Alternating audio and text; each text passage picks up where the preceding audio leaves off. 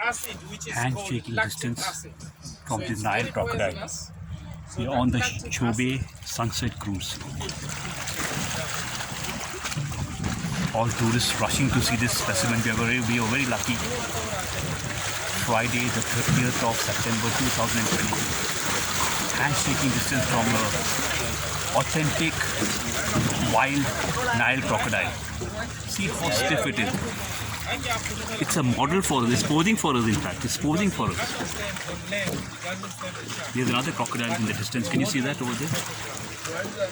Lots of wild buffaloes. An elephant in the distance. A lizard monitor walking towards me. What wildlife! I am going crazy.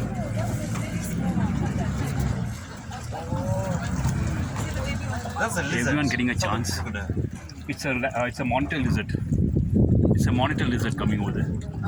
There you can see it. It's walking towards the crocodile. It's walking towards us. Thank you. There is a water monitor that also approaching from the right. You see that? There's another crocodile. Elephants in the distance, which you can observe with the binoculars. Here is one elephant. You can see it. That's the end of our turn. Bye bye. Amazing, amazing, amazing.